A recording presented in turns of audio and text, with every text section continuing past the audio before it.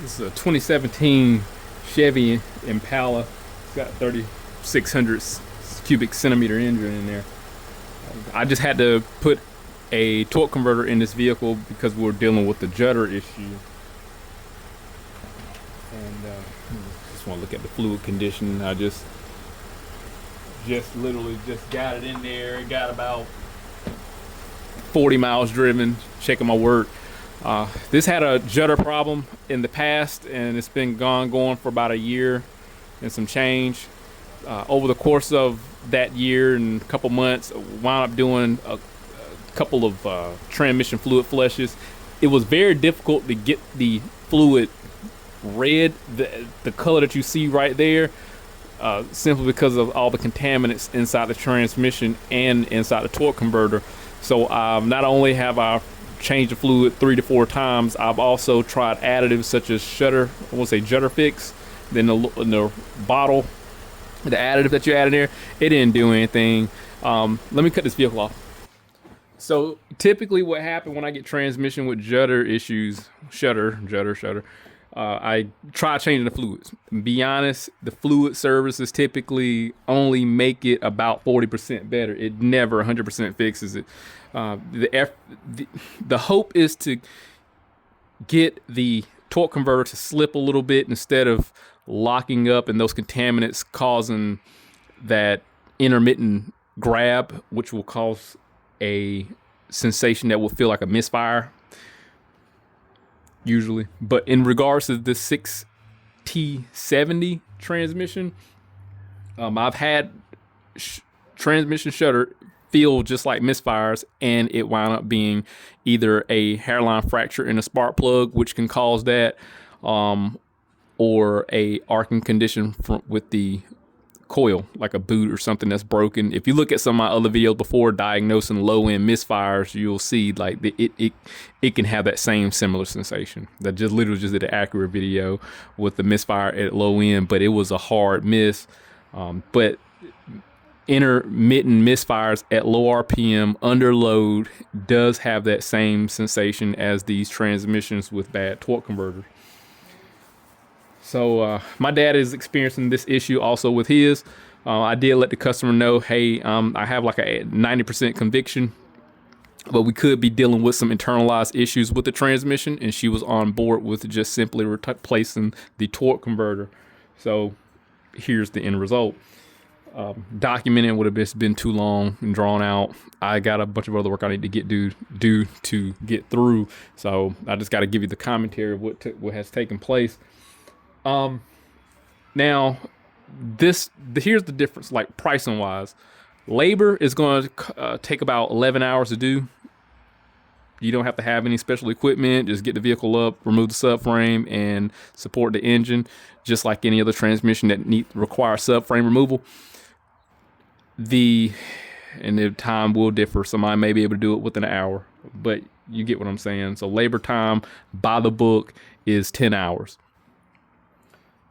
Pricing, as far as the part cost, now for this 2018 to 2020, if you look for a torque converter, it can be around $1,500 for the GM part. Now here's the thing: if you go back a year to 2017, 2016 for the 6T70s, you can get a reman for about $700. Y'all know I frequently patronize O'Reilly's Auto Parts. We have such a bittersweet relationship. I have purchased the reman torque converter from them, which 100% resolved this latest issue. So for some strange reason, even though the torque converter has the same code, same bolt pattern, same flex plate, same pump seal, they don't list it for the 2018, 2019, 2020s. You have to go back to 2017 to find or discover the reman torque converters. O'Reilly's also sell a alternative torque converter for about $300 and something. I don't want to say the name because I think it might be a Power Torque or something. But in respect to what was taking place, the torque converter was what needed to be replaced. Now, diagnosing this issue, like I said, it could be a misfire sensation. If you was to diagnose this, you have to have a bidirectional scan tool, because you will have to disable the torque converter lockup while driving. If that torque converter lockup sensation diminishes, or it just doesn't take place anymore, odds are you're just going to be dealing with a torque converter, and that's what needs to be replaced. It's a pretty simple diagnosis. Go into the transmission control module, disable the torque converter lockup, and drive the vehicle. That's it.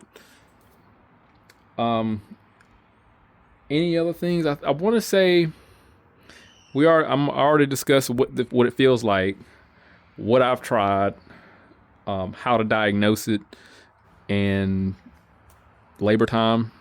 All right, labor time. What I experienced. Repair. I think I touched on everything. Pricing was the really big thing here, because for some strange reason, with the pre 2018s, they're just not going to list them. I'm not sure why. This has that funny year of 2018, 2017 between door jam. So, but yeah, this works perfectly fine. If you have those issues, consider an alternative price. That way you don't have to replace an entire transmission. Mileage wise, this vehicle has 150,000 miles. Was no point of really throwing a whole nother transmission in it. I'm not sure the life expectancy of these. I'm not a big fan of GM. However, I've had GMs push 400,000 miles. In regards to these transmissions now, even though it's a young vehicle, we put more miles on vehicles than ever now because of our need to get around. So I'm not sure how long this is going to hold up, but I can promise you, in regards to this torque converter, we should never have to worry about anything. People may have their personal perception when it comes to dealing with a reman unit, but you have to take this into consideration. The reman is cheaper, yes. And secondly, the reman may have the updated parts inside of it, that clutch that fails. Anything that may have had a flawed design from the floor, from the production originally, they probably may have fixed that. So that's something to consider. Well, what if something happened and it prematurely fails? Well, if you have a commercial account, you can file claims, obviously, with the company you probably deal with. They will pay you. They will compensate you. So that's why I use O'Reilly's Auto Parts. They take care of me. They're really good people. And I do have issues with those components at times, but a torque converter, they have their quality control. I highly doubt something's going to wind up taking place. So usually I have issues with their electronic parts. But anyway, I digress. We'll see what happens in the future, how long it's going to work. I really don't have really much to contribute because it was pretty much a cut and dry replacement. But I'll try. If you have any questions, just put in the comments. I will try my best to answer them. But this is if you can pull a transmission, you can pop a torque converter in it and a new seal. I don't see there's nothing complex about this. It's not wiring. It's no communication issue. It's a judder under load. Disable the torque converter lockup. It stops. Replace torque converter. So I'd imagine if there was some real internalized issue with the transmission, you would definitely experience more chaotic issues, especially like transitioning problems or stall issues. Maybe you have to rev it up really high for an engagement. That could be a thing too. But the main theme of what takes place with this, just the judder. Drives perfectly fine. Besides that, my dad, for example, he says, during the morning time, it works perfectly fine. No judder. It's just when it warms up and then it starts doing it. So, hey, if anything happened, I'll definitely update. Hit that link, subscribe channel, stay informed, how to register some work. See you next one.